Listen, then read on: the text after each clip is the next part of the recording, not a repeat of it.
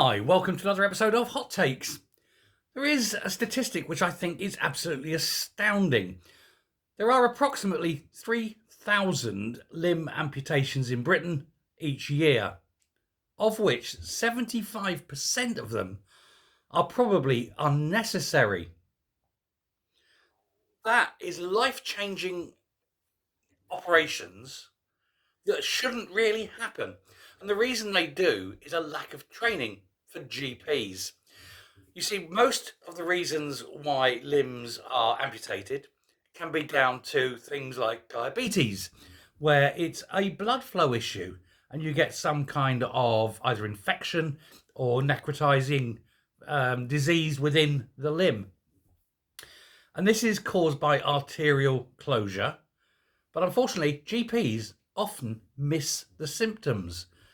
Now, this is one of those things where a bit of training for GPs and sort of a little reminder to please go and check for this could save, so many life-changing operations.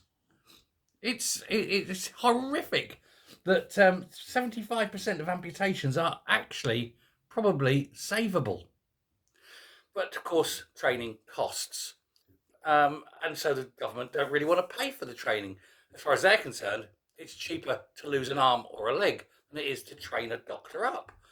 But surely the cost to the NHS, the cost to the social services, the cost to benefits, etc., would far outweigh the training.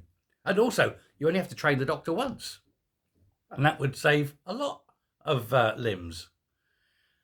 Who's going to make this decision? And why hasn't this decision been made earlier? When I read that, I was absolutely astonished. Now, there is a professor called Athanas. Oh, forgive me.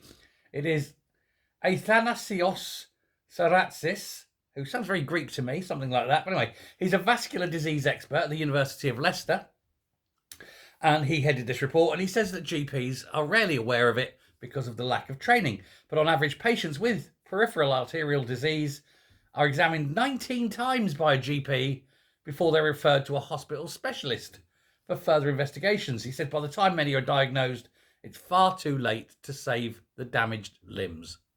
This is something that you should get seen either first or second time of going to the GP over it. And he's saying that, getting people to specialists, getting people to consultants earlier will save a lot of limbs and therefore save a lot of suffering and life-changing operations. I think he's quite right. So, if you get those feelings, make sure your doctor's aware it could save an arm or a leg. After all, that's what it's going to cost to train the doctor. Thanks a lot. Bye.